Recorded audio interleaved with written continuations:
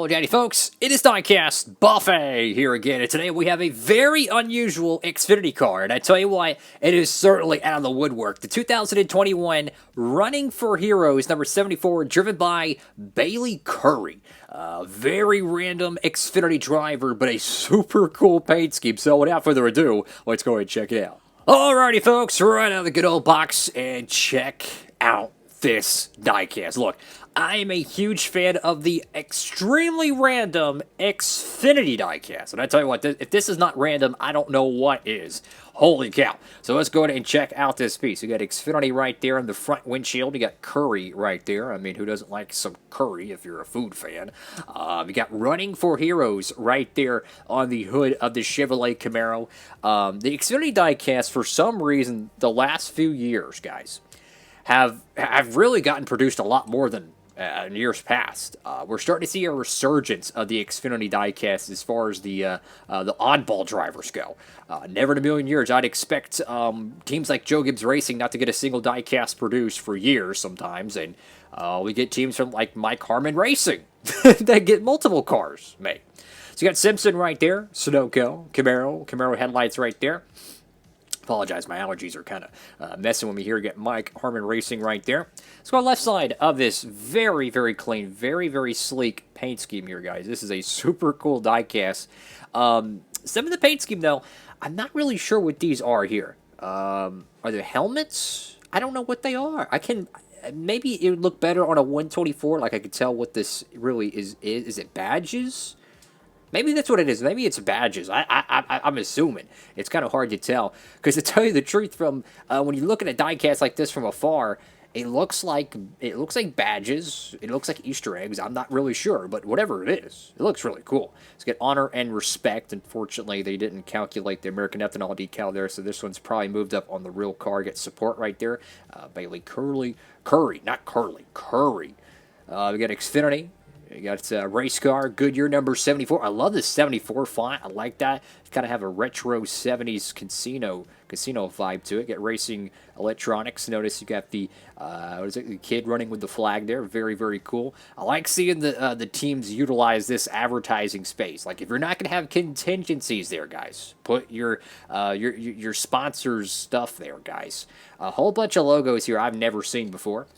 Let's go to the back end of this diecast. Of course, I picked this one up over there at Circle B Diecast, so you can pick up yours today. I'm pretty sure this car is still in stock with numerous other Xfinity diecasts. Make sure you use the promo code down below, guys, to get free shipping at checkout. Code Diecastbuffet for any orders, $20 or more, fellas. This car, again, I'm assuming these are badges on it. And you know what it really reminds me of? It reminds me of two things. It reminds me of the college football helmets, like Ohio State, how they put stickers all over their helmets. Really, really cool. But it also reminds me of something like the wartime planes that would have badges or emblems or marks on their jet or their aeroplane, whatever era it might be. So that's pretty cool. Gresco. I got Camaro right there, number 74. Let's go to the right side of this diecast here. You know, the whole paint scheme is very, very simple, but at the same time, it's very detailed, if that makes any sense. For the most part, it's pretty much just a kind of an American flag etching behind the 74 with a gloss black paint job. But it's these little details around the car that really brings this paint scheme out and about, so to speak. I will say the right rear is a little bit wobbly. You got a rear toe link issue there. I'm kidding. And for whatever reason, the Xfinity molds, they're a lot thicker than they need to be. I don't know if that's intentional. I don't know if it's I don't know. It's just really interesting to me how the Xfinity molds, like this part right here, the front valence, I mean, this whole front piece right here, guys, is all solid. That whole splitter goes all the way up to the nose crown. So that's a whole chunk of metal. Generally, they flare these inward. That way, it saves on, production costs. So it's really interesting to me how they made the Xfinity Chevrolet Camaro specifically very bulky, which, I mean, in theory, it makes the product stronger, right? But in theory, it also means it makes the car heavier. Take that for what you will, if it's a good thing or not. Anyways, got 74 right there on the dome of the car. You got support with a very cool kind of an American flag pattern there, I guess you could consider it. You know, red, white, and blue. Very, very cool stuff right there. Curry right there on the back window. It's a little bit crooked there, but of course the whole deck lid covered with the, I want to say those are badges, I think. This is a very unusual diecast, fellas, and I tell you what, it really reminds me of the Kyle Weatherman car we got. Of course, the Joe Nemechek car, which I believe both of them are from Mike Harmon Racing. But it is a growing trend of the just random Xfinity cars getting produced. Think about it. Stephen Parsons, his Dogecoin 99 car got produced. The Mike Wallace Zero car got produced. And to tell you the truth, I think we're going to see more of them. I think we're going to see more. Xfinity cars kind of went through a dry spell in the late 2010s. And I think we're slowly starting to see a resurgence of it. We're going to get the Kyle Busch 5 car pack from 2021. Obviously, the Ty Gibbs Super from 2021, which is so awesome.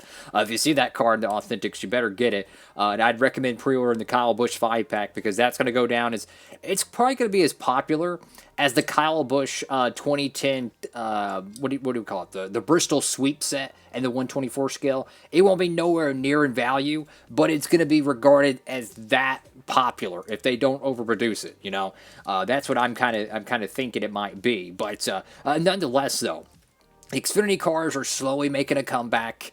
I just really wish all the main drivers, you know, the top 8, top 10 guys every year would at least get their 164 made and not just JRM. I'd love to see, you know, Austin Hill get a car made. Ross Chastain, all the years he got a few of them made with the Xfinity promo molds. But what about AJ Allmendinger? What about Landon Castle? What about what's his face, the newcomer Sheldon Creed? I want a 164 for all of them, guys. So, anyways, thank you all so much for watching the video. If you can, please give it a huge thumbs up. And thank you all so much again for 4,000 subscribers. More diecast to review here on Diecastbuffet, guys. So make sure you keep it tuned. And, yeah, hope you're having a swell day out there. I'm going to give this diecast a, you know, paint scheme-wise, it's not the best-looking one on track. But the fact that it's a back marker car just makes this thing wild, yo. It just makes this thing awesome. I'd probably give it a solid 9.4 out of 10. I would like to see maybe a colored spoiler or a colored splitter. I think that would kind of brighten it up a little bit. But nonetheless, I think it's an awesome diecast with a great meaning to it. Very, very cool piece, guys. Make sure to go pick up one of these for your collection or diecast series today. That's all for now, guys. Diecast Buffet. Signing off.